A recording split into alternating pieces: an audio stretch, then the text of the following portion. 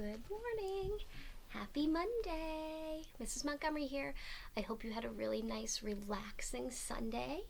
It was sunny and beautiful. And with technology, you could celebrate Mass online, right, with your family, which is pretty amazing. I'm going to dive right into today's story, which is called Bear Snores On. This book is written by Karma Wilson and Jane Chapman, and this book was given to me for Ella by my friend Laura, who was a first grade teacher. And so she loved this book. She always read it to her first graders. And Ella always really liked this book too. So here is Bear Snores On. And you might notice that a theme with mice, which was accidental, is that the book on Saturday I read had a mouse in it, and we have a mouse in today's book too. In a cave in the woods, in his deep dark lair, through the long cold winter, sleeps a great brown bear.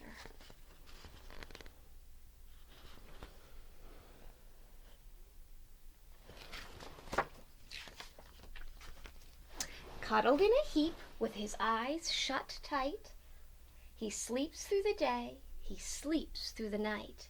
The cold winds howl and the night sounds growl, but the bear snores on.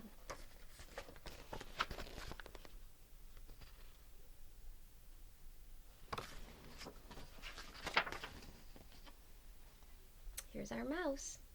An itty-bitty mouse, pitter-pat tiptoe, creep crawls in the cave from the fluff cold snow. Mouse squeaks, too damp, too dank, too dark.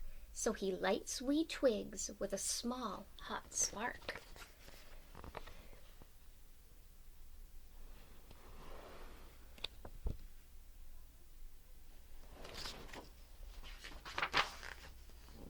The coals pip-pop and the wind doesn't stop, but the bear snores on.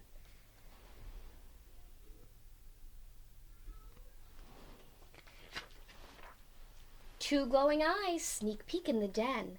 Mouse cries, "Who's there?" And a hare hops in. "Ho, Mouse," says Hare, "long time no see." So they pop white corn and they brew black tea.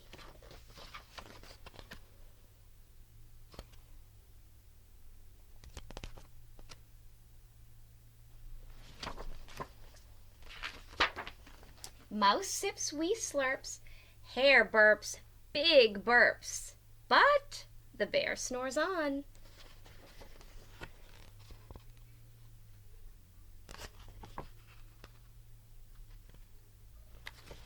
So there they are, having a little popcorn and tea party right in Bear's cave, right? A badger scuttles by, sniff snuffs at the air. "I smell yummy yums, perhaps we can share." "I've brought honey nuts," Badger says with a grin. "Let's divvy them up, cozy down and dig in." There's Badger. And he brought honey nuts. And they nibble and they munch with a chew, chomp, crunch. But the bear snores on.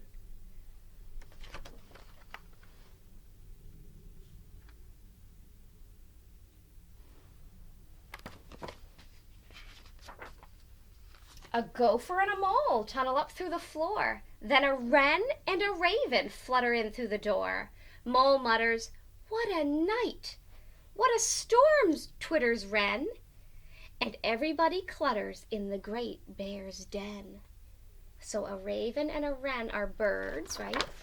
The raven is the black bird and the wren is the little brown bird. And there they all are. Nice and warm. They tweet and they twitter, they chat and they chitter, but the bear snores on. In a cave in the woods, a slumbering bear sleeps through the party in his very own lair. He doesn't even know there's a party going on. I like this illustration, how it looks dark and cold, and then you can tell just by the light how warm and cozy It looks inside, right? Hare stokes the fire, mouse seasons stew, then a small pepper fleck makes the bear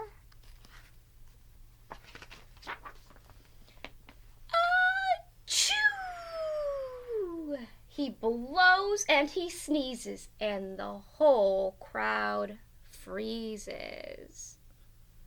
They're probably worried, right? They've been inside a hibernating bear's lair, having a party, and all of a sudden he wakes up.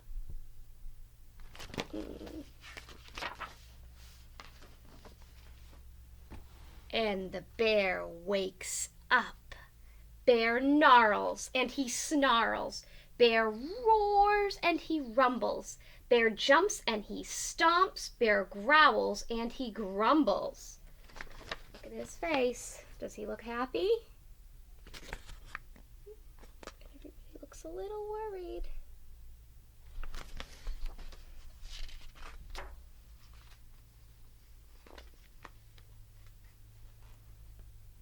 You've snuck in my lair, and you've all had fun.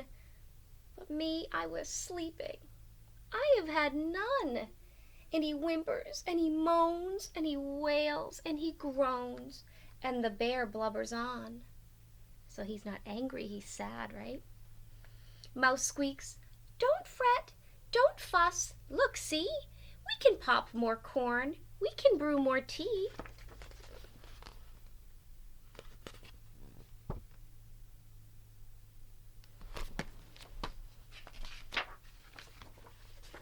Bear gulps, bear gobbles, he sighs with delight, then he spins tall tales through the blustery night. When the sun peeks up on a crisp, clear dawn, Bear can't sleep.